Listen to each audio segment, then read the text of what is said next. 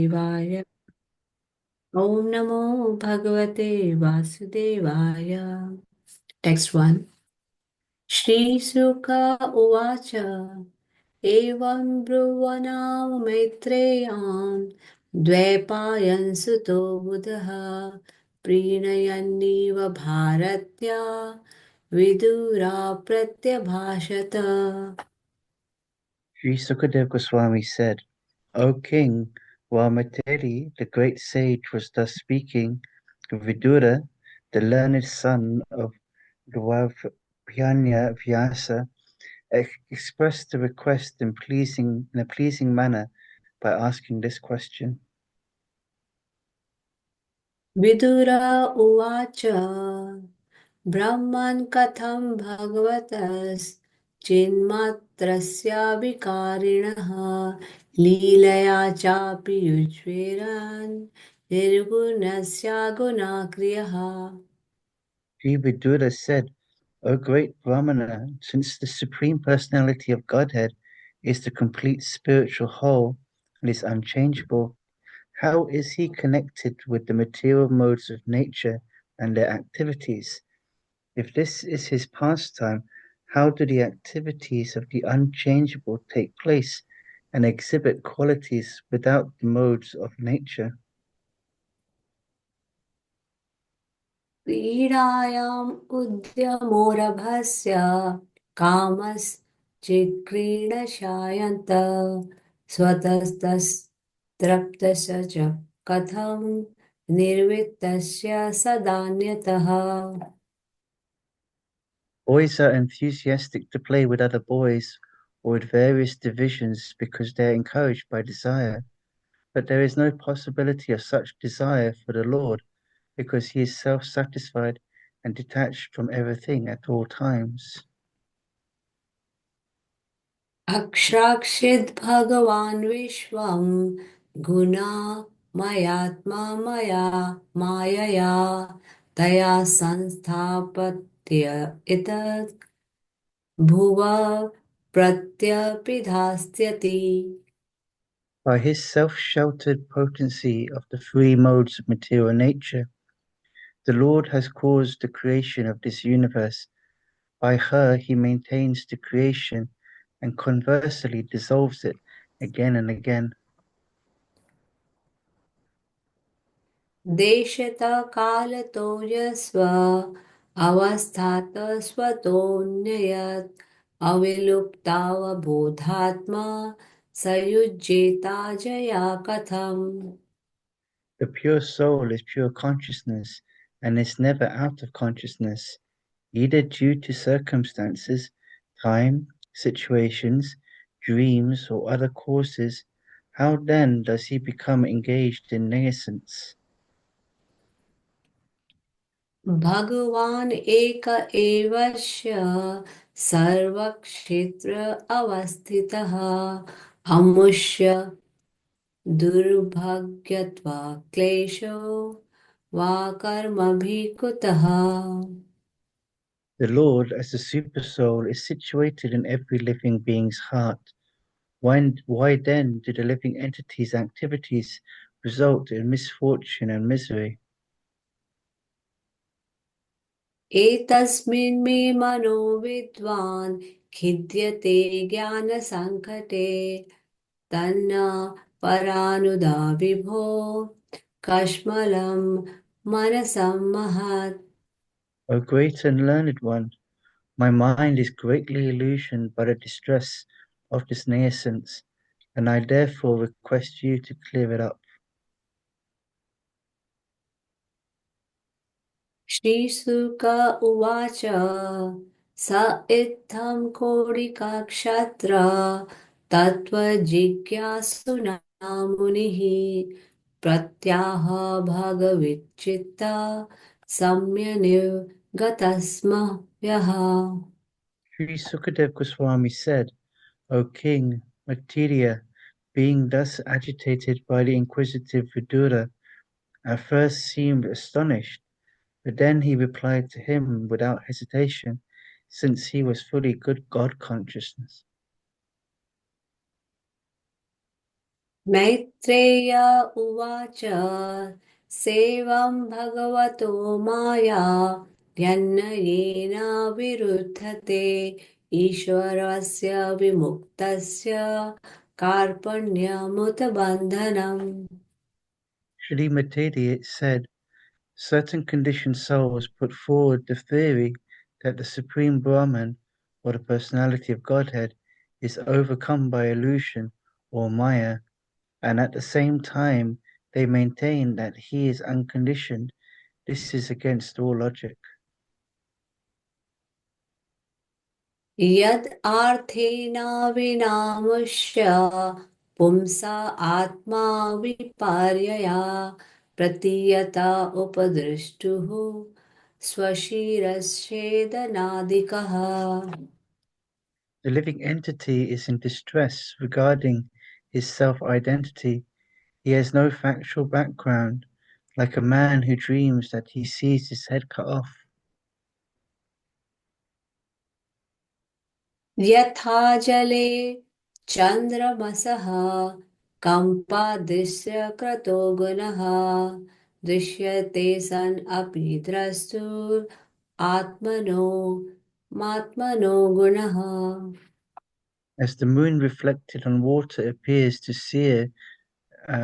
tremble due to being associated with the quality of the water, so the self associated with matter appears to be qualified as matter. स वै निवृत्तिधर्मेण वासुदेवानुकम्पया भगवद्भक्तियोगेन तिरोधत्ते सनर्या But that misconception of self identity can be diminished gradually by the mercy of the Supreme, by the personality of Godhead, Vyasadeva, through the process of devotional service to the Lord in the mode of detachment. यदेन्द्रियो परमोत्मा दृष्टात्मनि परे भरहो विलीयन्ते तदा क्लेशा ससुप्तस्वेयकृतशना When the senses are satisfied in the seer supersoul, the personality of Godhead, and merge in Him, all miseries are completely vanquished as after a sound sleep.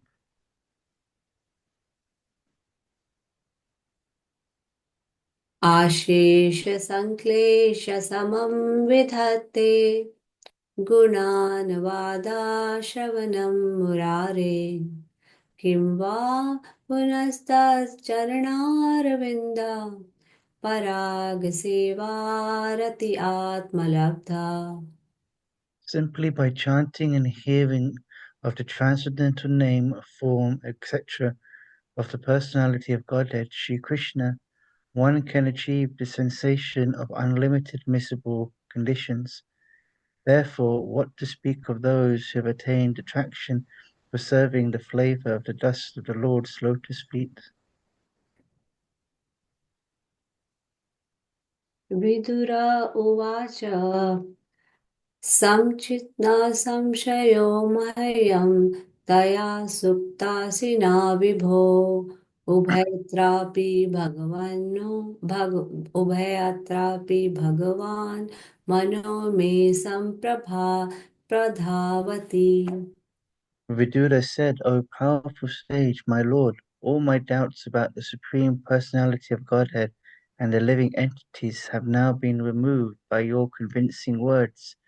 My mind is now perfectly entering into them. साध्व व्याहृतं विद्वान् नात्मा मायाननां हरेः आध्यात्मपार्थ निर्मूलं विश्वमूलं न यद्बहिः O learned sage, your explanations are very good, as they should be. Disturbances to the conditioned soul have no other basis than the movement of the external energy of the Lord. यश्चाबुधातमो लोके यश्च बुद्धे परं गतः तावुभौ सुखमेधेते क्लिश्यति अन्तरितो जनः. Both the lowest of fools and he who is transcendental to all intelligence enjoy happiness, whereas persons between them suffer the material pangs.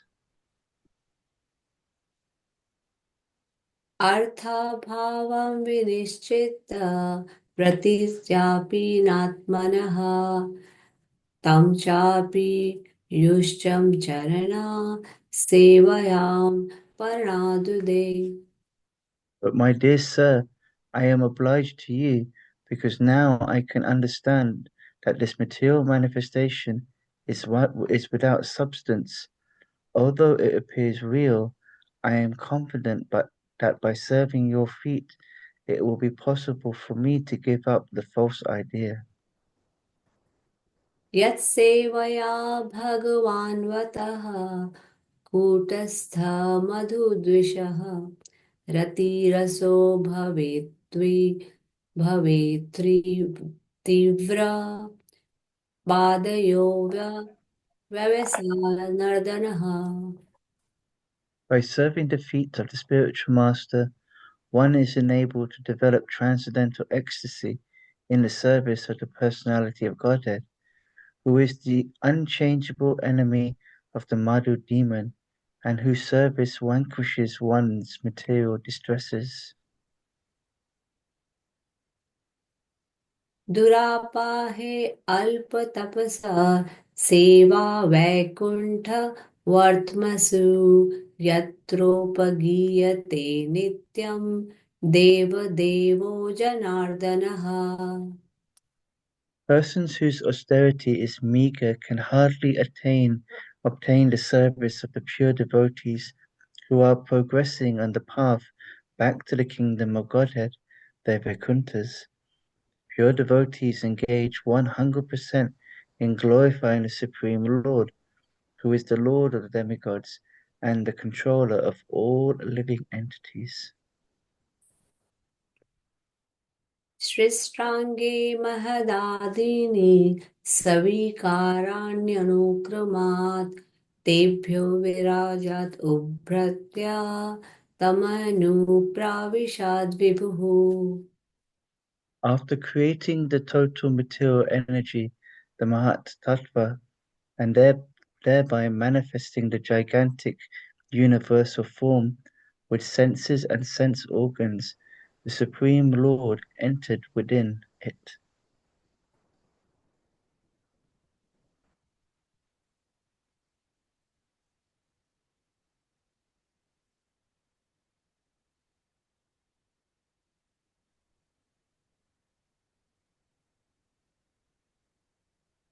Hi, Hare Krishna Prabhuji. Can you hear me?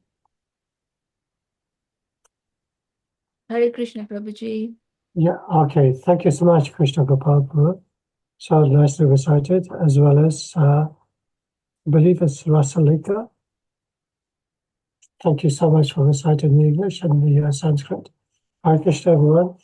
My name is Krishna Govinda Das. Thank you for joining in today's chat class, 19th of January, 2025. Today we'll be reading from Canto 3, Status Quo, Chapter 7, Further Inquiries by Vidura. The verses we'll be reading is 5, 6, and 7. Sorry, let me just share the page.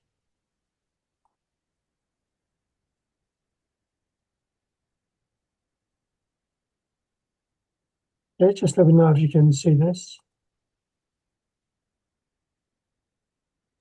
Yes, Prabhuji. Okay, thank you.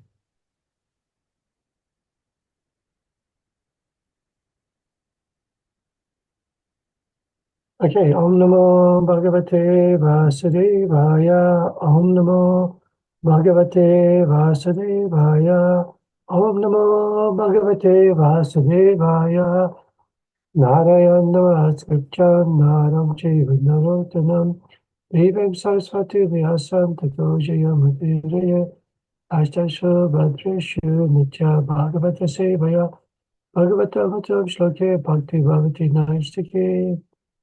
As mentioned earlier, We're going to be reading from Srimad Bhagavatam, Canto 3, Chapter 7, starting off with verse 5.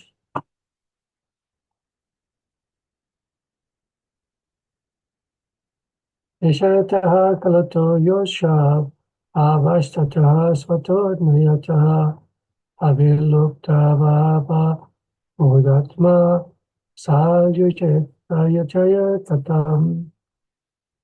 Translation: the pure soul is pure consciousness and is never out of consciousness, either due to circumstances, time, situations, dreams, or other causes. How then does it become engaged in this science?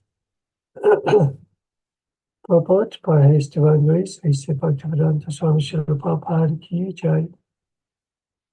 The consciousness of the living being is always present and never changes under any circumstances.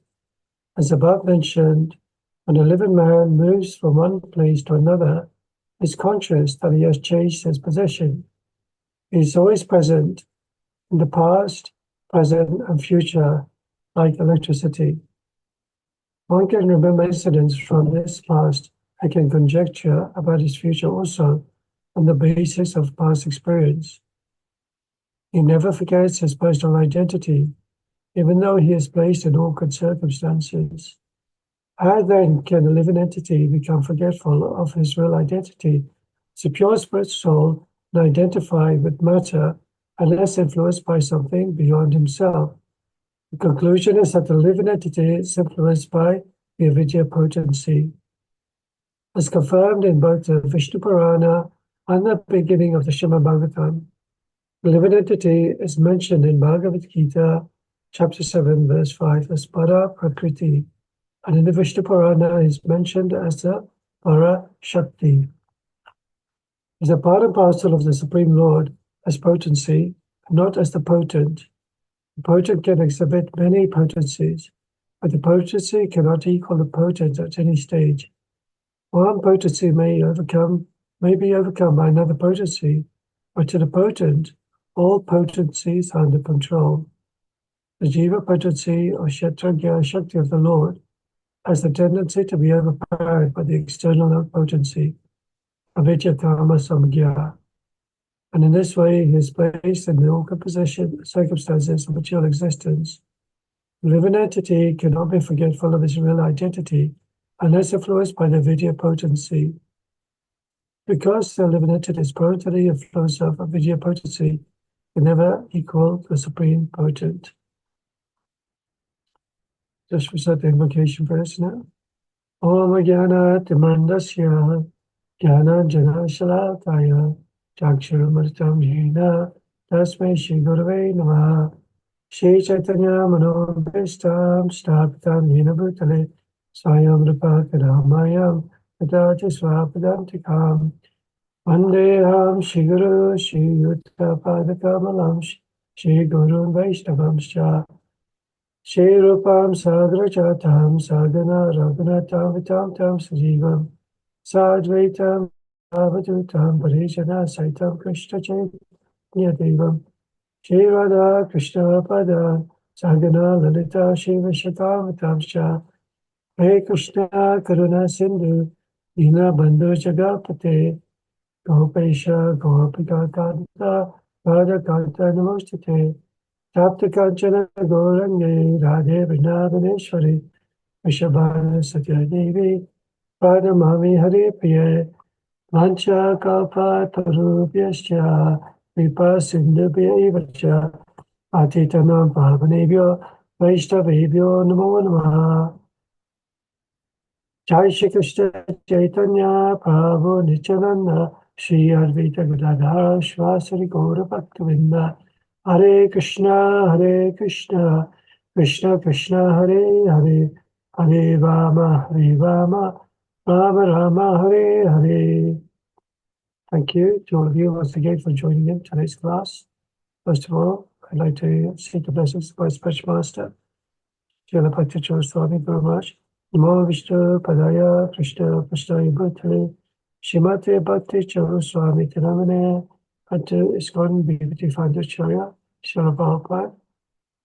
Namo Vishnupadaya Krishna Prasthaya Bhutale Srimate Bhaktivedanta Swami Namine Namaste Saraswati Devi Gaurvani Vijayane Nirvishesha Sanyavadi Paschatya Desatayane. Can I seek the blessings of all of you who are listening, and to all the devotees, please press down your costless mercy upon me so I can speak wonderful glories of Srimad Bhagavatam. So here we have 4 important Sanskrit phrases that Srila Prabhupada is referred to in the purport. The first one he refers to is para prakriti. Second one is parashakti. The third one is kshetra gya shakti. And the last one is avidya karma samgya. Now, does anybody know what para prakriti means? Or split it up into 2 words. What does para mean? Does anybody know? Do you have any idea?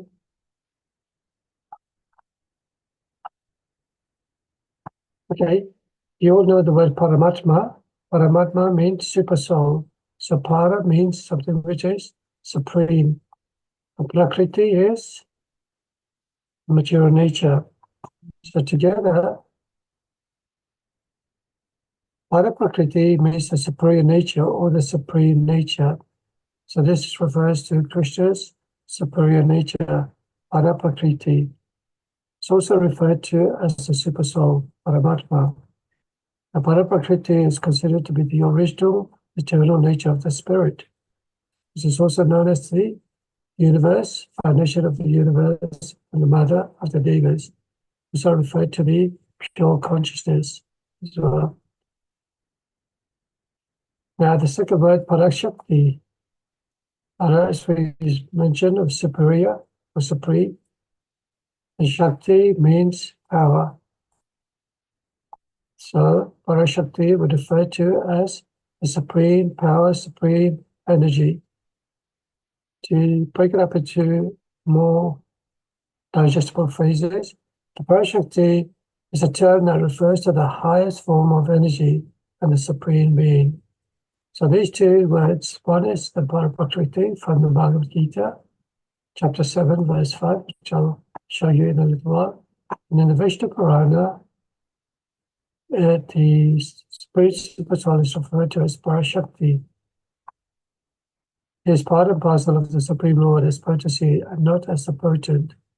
Potent can exhibit many potencies, but the potency cannot equal the potent at any stage. So as just like you can see a drop of water in an ocean, it may have all the qualities of the mighty ocean. Qualitatively, it may be the same, but in quantity, is far insignificant. But similarly, all the individual souls in this planetary system, they all come from the Supreme Person. But we may have the same qualities as the Supreme Lord. As you know, the Supreme Lord has unlimited qualities. Of 6 are the most popular: full of strength, full of wisdom, full of knowledge, faith, beauty, complete renunciation. We have those qualities too, but to a minute level. But further along, Srila Prabhupada explains the reason why we don't actually experience that pure consciousness. So the next word we're going to cover is Kshetra Gya Shakti. And Kshetra Gya Shakti, Kshetra Gya, the terminology for that refers to the living entities or the energy of the god. So we'll break it up into smaller translations, word by word. Kshetra Gya refers to one who knows the Kshetra. The Kshetra is the human body. The Kshetra Gya is the individual soul that resides in it. So the Kshetra Gya, the individual soul that resides in the body, Kshetra. So you may have come across these 2 words in the Bhagavad Gita when you're reading the Bhagavad Gita, and it talks about the field and the know of the field. That refers to the Kshetra and Kshetra Gya. And then it refers to Shakti, means the divine power, which we mentioned earlier on, the energy. So here, Kshetra Shakti refers to the living entities of the energy of the Lord.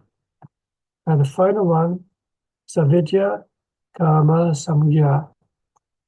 So we know what avidya is, or we know what vidya is. Vidya refers to knowledge. And Krishna talks in the Bhagavad Gita, the knowledge of the absolute.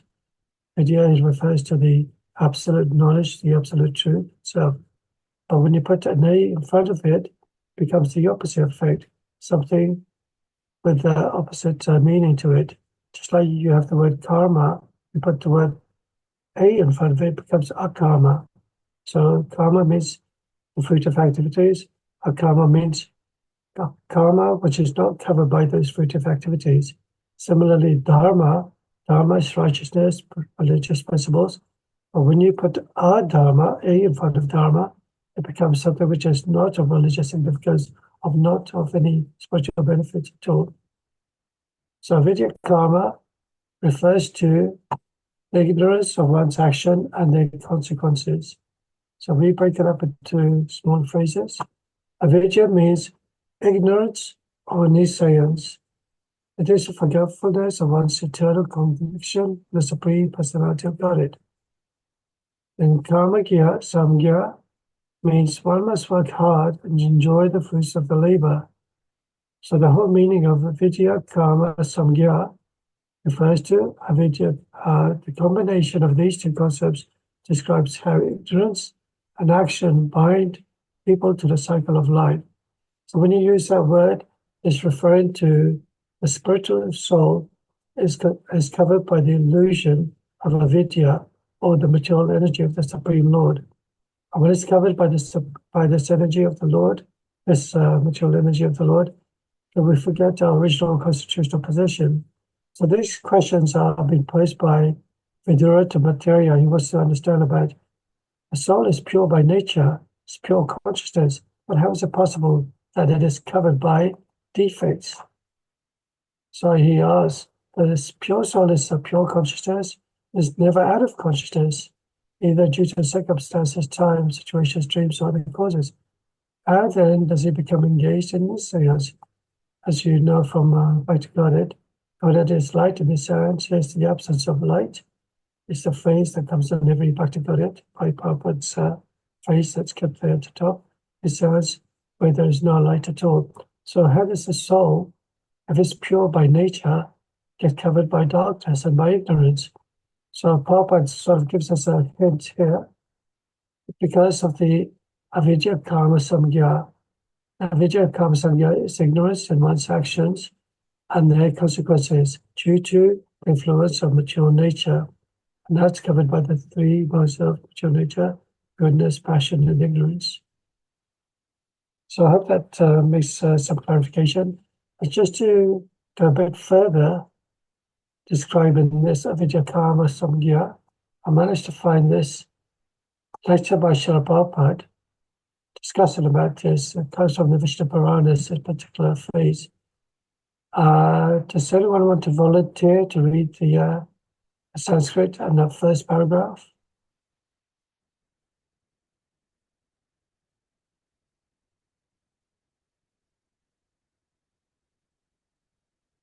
Anyone there? Hare Krishna, Prabhuji. Please can you In the accept my link of humble- Mataji. Great, thank Hare you. Krishna. Hare Krishna. Avidya karma sa nidjanya tritya shaktir ishyate. This is a verse from Vishnu Purana. It is stated there that Vishnu Shakti Para, the energy of the Supreme Lord, is spiritual. Energy and the energetic, they are non-different. Just like the sunshine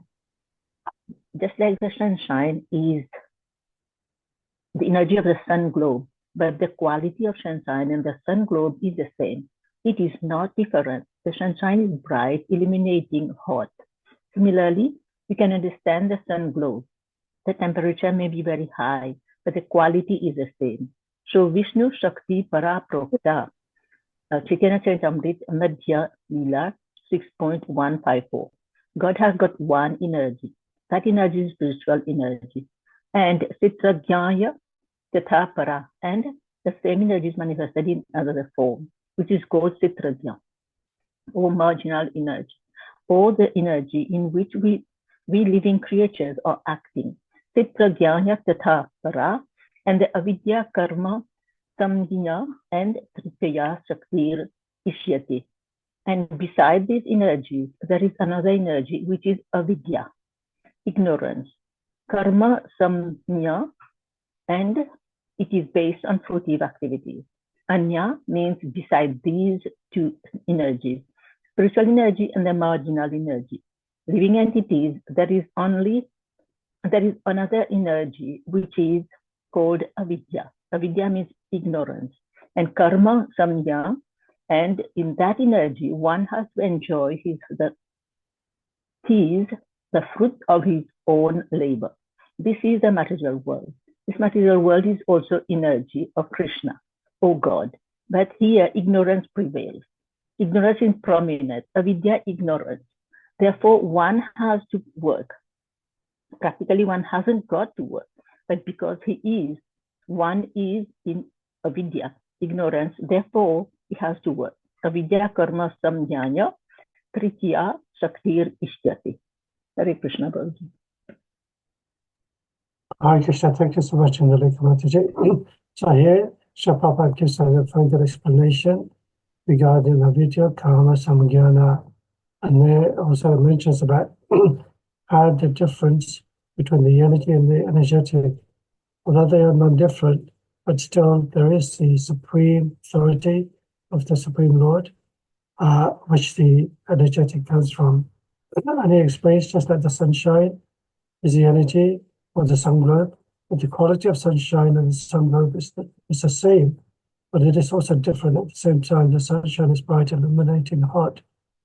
So understanding this, we can all understand the difference between Supreme Lord and the individual soul. So then it goes on further describing about the karma, samgya, and the energy one has to enjoy his fruit of his own labor. And then it refers to avidya, mentions that quite a few times. Avidya means ignorance, which we discussed earlier on. Because the marginal energy is covered by this avidya, this spiritual energy, therefore we forget our original constitutional position, our relationship with the Supreme Lord. Now, from the previous verse that we were reading, Srila Prabhupada also refers to Bhagavad Gita 7.5. Just share that with you. So Bhagavad Gita chapter 7 is knowledge of the absolute. Verse 5. Just prior to this verse 4, refers to earth, water, fire, air, ether, mind, intelligence, ego. These 8 constitute my separated material energy. And this verse which follows on, apareya vitas anyam prakriti vidime param jivaputa mahabaho yayedam daryate jagat. Translation. Besides this, Almighty Arjuna, there is another superior energy of mind, which comprises the living entities who are exploiting the resources of this material inferior nature. So something superior to the material nature is the material nature referred to vidya or knowledge. It's also the superior energy of mind, which comprises of the living entities, the Atma. So here, I'm just going to read the first paragraph.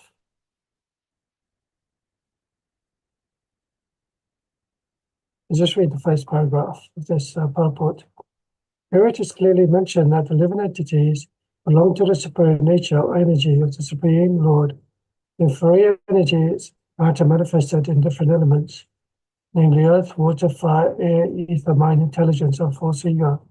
Both forms of material nature, namely gross, earth, etc., and subtle mind, etc., are products of the inferior energy. The living entities are exploiting these inferior energies for different purposes and the superior energy of the Supreme Lord. And it is due to this energy that the entire material world functions. Cosmic manifestation has no power to act unless it is moved by the superior energy, living entity.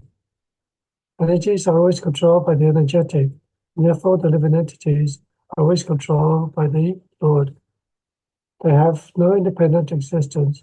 They are never equally powerful as an intelligent man thing. Distinction between the living entities, the Lord is described in Srimad Bhagavatam, Canto 10, chapter 87, verse 30, as follows. Let's read the translation. The Supreme Eternal, the embodied living entities were eternal and all-pervading like you, then then they would not be under your control. But if the living entities are accepted as minute energies of your lordship, then they are but subject to your supreme control. Therefore, real liberation entails surrender by the living entities to your control. That surrender will make them happy. In that constitutional position, only can they be controllers. Therefore, men with limited intelligence who advocate a monastic theory that God and the living entities are equal in all respects, actually guided by faulty and polluted opinions. So, as we read from this particular translation, many people who believe in that we become one with the Lord, especially the Mayavadis, who feel that at the end of our lifetime, we emerge from the Supreme Lord in that energetic form of His. Although they feel that God has a form, but that form actually comes from this energy itself, rather than the other way around, where the Supreme Lord has a form, and this energy emanates from the Supreme Lord, just like the sunlight coming from the sun globe. Although the sunlight is considered to be like the sun, but still it's a form of energy of the sun. Now, I'll go into the next verse because it explains a bit more detail about the difficulties that the individual souls are facing. This is Srimad Bhagavatam, chapter 3, chapter 7, verse number 6 now. Bhagavanaka Vesha Savat Kshetrashva Veshtataha Amushadu Bhagavatam Bhava. So I'll read that again. Amushadu Bhagavatam Bhava Veshava Kamabhihikataha. Translation. The Lord as a supersoul is situated in every living being's heart. Why then do the living entities' activities result in misfortune and misery? Report by Srila Prabhupada. The next question put forward by Vidura to Maitreya is, why are the living entities subjected to so many miseries and misfortunes in spite of the Lord's presence in their hearts as a supersoul? The body is considered a fruitful tree. The living entity and the Lord as supersoul are like two birds seated in that tree. The individual soul is eating the fruit of the tree, but the supersoul, the Lord, is witnessing the activities of the other bird. A citizen of the state may be in miseries for want of sufficient supervision by the state authority. But how can it be possible that a citizen suffers from other citizens while the chief of the state is personally present? From another point of view, it is understood that the jiva and living entity is qualitatively one with the Lord. And thus its knowledge is in the pure state of life cannot be covered by nisayans, especially in the presence of the Supreme Lord. How then does the living entity become subjected to ignorance, covered by the influence of Maya? The Lord is the Father, the protector of every living entity, and is known as Buddha Budhit, and the maintainer of the living entities. Why then should the living entity be subjected to so many sufferings and misfortunes? It should not be so, but actually we see that it happens everywhere. This question is therefore put forward by Vidura for solution. So once again, Vidura is asking these intelligent questions to Maitreya Muni, and if the supersoul is situated in every living being's heart, why do the living entities result in misfortune and misery? And especially in the Bhagavatam, we're going to read so many beautiful pastimes. Why the devas always constantly being attacked by the demoniac army? Why did Prahlad Maharaj undergo so much difficulties by his tyrannical father, Hiranyakashipu? Why did Queen Kunti and the Pandavas so much under the influence and the ignorance of Shakuni, their uncle, and the Kauravas? How is it possible that Queen Draupadi was disturbed and humiliated in front of so many people? These are like great personalities, devotees of the Lord, but they're always praying to the Supreme Lord, always thinking of the Supreme Lord. Why is it that they go through so many difficulties? You have to look at the news nowadays. Everywhere that you see it, there's some war going on between one nation and another nation. So many innocent people dying, so many people dying of starvation. There's the sad situation in Los Angeles where fire is destroying all the properties, all the land, all the trees, killing all the animals in the path of the fire, destructing everything in its path. How is it possible that the Supreme Lord is causing all these things to happen? Why doesn't he not intervene? Why does he not just say, hang on, please, let this, all these difficulties just let it be removed? But unfortunately, the laws of karma is that we have to pay our duties due to our past misdeeds, misdeeds, whether it's pious or impious activities. And whether one person can influence another person is also the cause of suffering to other people. Just like we hear in the story when King Parikshit, when he became the emperor of the world, he went around his kingdom, just checking on all the other sort of kings who were under his authority, checking on all the citizens, making sure they were okay. And when he came to a cow lamenting, he was actually very saddened when he saw tears in the eyes of this cow crying, because the whole effect was that her husband, Dharma, the bull, was being subjugated to torture by the miscreant King Kali. But when Parikshit Maharaj asked the mother cow, "Why are you crying?" It must have been because of my fault, because if I was a good ruler, nobody will be under any sort of distress whatsoever. And that's how the kingdoms were ruled in those days, during the time of King Bharat, during the time of Lord Ramchandra, time of King Yudhishthira, Parikshit. There'd be no sort of difficulties whatsoever, because the kings were actually ensuring that their citizens were taken care of. But here Prabhupada mentions, when somebody's asking the government for some state benefit, why is it that the citizens are suffering? But because most people have neglected the presence of the Supreme Lord, they're subjugated to ignorance, anger, lust, greed, envy, pride, delusion, all the anarthas that you may think of. And it influences one person to forget their original constitutional position, the avidya, the ignorance, the darkness dissipating the light actually enters the heart, and thus when it's covered by this illusion, then their activities, their mind, their actions, their words, their thoughts are actually based on ignorance. They're based on their own desires rather than based on surrendering or supporting or helping as detailed or as advocated by the authorities in the Vedas or by spiritual acharyas or by Krishna himself from the stories of the Bhagavad Gita, the Bhagavatam.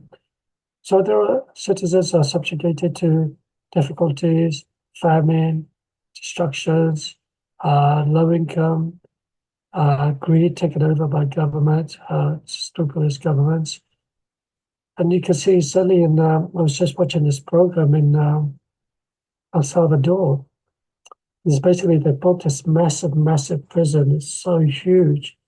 And they've actually got the army, because they've got a very good new leader, and he's not taking any sort of flack from any of these criminal activities, the drug lords or these mafias, and he's getting the army to come and capture all these criminals, all these gangs. And they've actually captured about 20,000 of these convicts. They're all inside this prison, and they're having to live together, about 100 in a cell together. They don't get a chance or opportunity to go out, perhaps an hour or so. And this is the result of poor government leadership prior to the new government taking over. But the government is actually very flagged, very afraid of the citizens. The citizens take control of the whole kingdom. But anyway, just going back to the actual purpose itself, why are these misfortunes happening? Why are they suffering? Why is there so much misery coming towards us, to the living entities? These are the questions that Viduras asked Bhattacharya Muni. Of course, many of those questions have been answered through Bhagavad Gita by Krishna mentioning about the suffering of the living entities due to the past days or through the influence of the three modes of material nature, goodness, passion, and ignorance. But it's also important to understand that many of the difficulties the devotees or the superior authorities were facing, like the Pandavas, Draupadi, Prahlad Maharaj, even our own Srila Prabhupada, they went through so many difficulties in their life. If you were to pray to Krishna and there was absolutely no difficulty whatsoever, everybody would be praying to God because it would be an easy way out to overcome our stress, overcome our difficulties, overcome all the problems that we have in life. But if those problems didn't occur, then who would we turn to? Yes, of course, people pray to the Supreme Lord, either because they're in distress, because they want some wealth, or some difficulties they're facing, some challenges, or want some promotion, or something in their life, good husband, good wife, good house, good family. But importantly, we have to understand what is the real reason for praying to the Supreme Lord. And this all boils down to Bhakti Yoga, pure devotional service, serving the Lord without any sort of anything in return whatsoever, without any sort of remuneration from the Supreme Lord. Because when we're actually doing that devotional service to the Supreme Lord, we feel inner happiness already. Even this morning when I woke up, it's just a grey, gloomy day, and it's just like, oh my gosh. When I went to India, it was so beautiful, so bright, and I was just telling my wife, when you fly and it's all dark and miserable underneath the clouds, but as soon as you go above the clouds, it's so beautiful, blue sky, the sun is shining, and below you can see a blanket of clouds everywhere covering the whole nation. And that is what's happening to our life. Our heart, although pure by nature, is covered, it's like compared to the sun, it's covered by this illusion, by this darkness of ignorance. So we have to open up, fly above this darkness of ignorance, and connect ourselves to the Supreme Lord. And surely the Supreme Lord reciprocates in every way, that as the more you surrender to the Supreme Lord, as all have surrendered to me, I reward them accordingly. Everyone follows my path in all directions. And as the Supreme Lord said, to those who are constantly devoted to serving me with love, I give them the understanding by which they come to me. And then specifically to show this special mercy, I destroy with the shining lamp of knowledge the darkness born of ignorance. That darkness born of ignorance is the avidya that is covering us, the material energy. We have to free ourselves on this material energy. Now, and here, Prabhupada also gives us really beautiful example in the Prabhupada, and it's the same example he gives in the Bhagavad Gita in chapter 2, when he's describing the difference between the soul, the living entity, and the supersoul, Paramatma, the Jivatma and the Paramatma. Are like two birds seated in that tree, on the branch of a tree. See, the individual soul, the Jivatma, is eating the fruits, the berries of the tree. But next to the Jivatma is the supersoul. The supersoul is witnessing the activities of the Jivatma eating the fruits.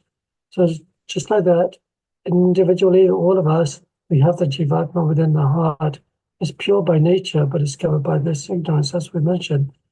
And the Supreme Soul is residing next to the Jivatma, and it goes along on one journey to another journey to another journey, a cycle of repeated birth and death, until you get to the original state, your original position as the Vishnu Tattva, then of course, then that illusion is dissipated. But it's important to understand that whatever actions that we perform, whether it's impious or pious, that Supreme Lord is witnessing everything that we're doing in our words, in our minds, in our thoughts. So the more we actually feel more attracted to Krishna, the more that we surrender to Krishna, the more we serve the devotees of the Lord, the more we read, the more we chant, the more we hear Krishna, our heart becomes pure.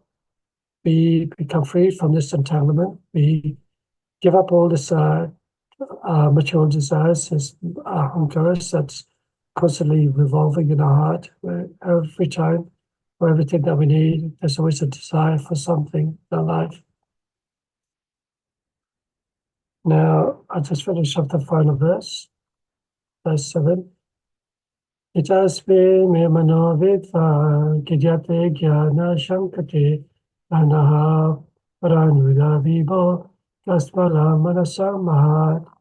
Translation: A great and learned one, my mind is greatly illusioned by the distress of this nescience, and I therefore request you to clear it up. Purport: Prabhupada, such a mental bewilderment as represented here by Vidura takes place for some living entities, but not for everyone. For if everyone were bewildered, there would be no possibility of a solution by higher personalities. So here Prabhupada actually explains that although this bewilderment has come about by Vidura asking these questions, that bewilderment is not necessarily for every living entities. You have to remember that many personalities are actually being sent by the Supreme Lord to this spiritual nature in order to support and help those living entities who are going through difficulties. Do you think Prabhupada would have actually sacrificed his life, sacrificed his time, sacrificed his own devotion to come to the West at the age of 70, go into a cargo ship for 18, some 40 to 60 days, suffering a couple of heart attacks, just to serve his spiritual master? And if you actually read Srila Prabhupada's biography, it's quite incredible because even though he's met many, many sadhus in his lifetime, he's not really so much impressed by all these sadhus because they see them as either beggars or sadhus who are not really following the full principles as governed by the Shastras. He may see them smoking or doing illicit activities. But importantly, when he saw Srila Bhaktisiddhanta Saraswati Thakur Maharaj, he was so impressed, he couldn't believe, even though he had doubts about Srila Bhaktisiddhanta Saraswati Thakur's message about Prabhupada going to the West and preaching to the Western audience. Prabhupada said, why should we go to the West and preach about this movement or this Vaishnavism, or we need to free India from the rules of the foreigners, in this case the British. But his Guru Maharaj explains so nicely, it does not matter. You don't need independence at all. Either you have this particular authority in charge of you or another one. There may be this type of politics or this type of politics. It does not really matter. Vishnu consciousness is so important, it cannot wait, and it needs to be preached to all the Western souls. So certainly great souls like Srila Prabhupada, his spiritual master, Srila Bhaktisiddhanta Saraswati Thakur, Bhaktivinoda Thakur, if it hadn't been for these acharyas, certainly the basis of Vaishnavism wouldn't have been to the exaggeration as it has been right now. Many of us, we've gone to India, we see beautiful temples, but do you really ever see a temple as magnificent and as beautiful, where the altar is decorated so nicely, everything's nice and clean, everything's set up nicely, the offering's done in a very nice, authentic way. Prashadam is distributed, everything. The scriptures are there to support the philosophy of those wanting to understand about Sanatana Dharma. Of course, every temple is beautiful in its own way, but when there's a feeling of appreciation and the Sampradaya is following the regulated principles as laid out, following the authorities, following the scriptures, following the principles as laid out in the Vedas, then you know that this is an authentic Sampradaya, and you want to be part of that Sampradaya because it allows you to be connected to the Supreme Lord. Okay, if there's any questions, certainly write any comments there, or after the bhajan, you may ask your questions then if you want to. In the meantime, I'll pass it on to the Sangha this evening. Hare Krishna, thank you for listening, everyone. Hare Krishna Prabhuji, Madanvat Pranams, all glory to Srila Prabhupada. Thank you so much, Prabhuji. Beautifully explained as always, Prabhuji, and very clear. So, Prabhuji, for today's bhajan, we have our lovely Jyoti Mataji along with dear Devika, who will be singing beautiful bhajan. Jai Krishna, Jai Radhe, Jai Krishna, Jai Vrindavan. So, Mataji, when you're ready, Hari Bol.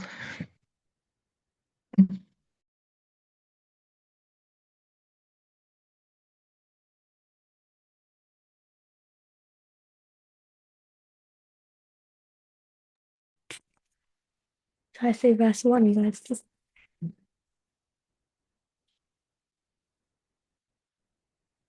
Hare Krishna, translation. All glories to Radha and Krishna, the divine forest of Vrindavana. All glories to the three preceding deities of Vrindavana, Sri Govinda, Gopita, and Manda Mohana. All glories to Shamakunda, Radhakunda, Govardhana Hill, and the Yamuna River, Kalkindi. All glories to the great forest known as Mahavana, where Krishna and Balrama displayed all of their childhood pastimes. All glories to Kesi Gata, where Krishna killed the Kesi demon. All glories to Vasamiveta tree, where Krishna attracted all the gopis to come by his playing flute. Glories to all of the 12 forests of Raja. At these places, the son of Nanda, Sri Krishna, performed all of his pastimes. All glories to Krishna's divine father and mother, Nanda and Yashoda. All glories to the cowherd boys, headed by Sri Damana, the older brother of Srimati Radharani, and Ananga Maharaji. All glories to the cows and calves of Raja. All glories to Radha's divine father and mother, Rishabhanu and beautiful Kirtida. All glories to Puranyamasi, the mother of Sandipani Muni, grandmother of Mangal and Nandamukhi, and beloved disciples of Devrasi Naranda. All glories to the young cowherd maidens of Raja. All glories to Gosivara Shiva, who resides in Vrindavana in order to protect the holy Damana. All glories to Krishna's funny Brahma friend, Madamungala. All glories to Ram Gatha, where Lord Rama performed his rasa dance. All glories to Lord Rama, the son of Rohini. All glories to all the residents of Vrindavana. All glories to the wives of the proud Vedic Brahmanas. All glories to the wives of the Kaliya serpent. Through pure devotion, they all obtained the lotus feet of Lord Govinda. All glories to the place where the Rasa dance of Sri Krishna was performed. All glories to the Radha and Shama. All glories to the divine Rasa dance, which is the most beautiful of all Lord Krishna's pastimes. All glories to the mellow of conjugal love, which is most excellent of rasas and is propagated in Vraja by Sri Krishna in the form of the divine Parika Bhava. Remembering the lotus feet of Lord Nityananda's consort, Sri Gavana Devi, this very fallen and lowly servant of Krishna sings the Sanskritna of the holy name. Hare Krishna.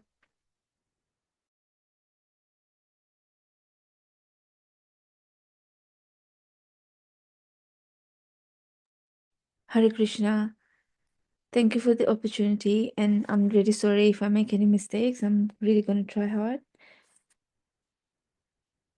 Jai Radhe Jai Krishna Jai Vrindavana Shri Govinda Gopinath Madana Mohana Shama Kunda Radha Kunda Giri Govardhana Kalindi Jamuna Jaya Jaya Mahavana Kesi Ghat Bamsi Bata Dwad Sakanana Jahan Sab Leela Koilo Shri Nanda Nandana Shri Nanda Jashoda Jaya Jaya Gopagana Shri Damadi Jaya Jaya Dhenuvetsakana Jai Radhe Jai Krishna Jai Vrindavana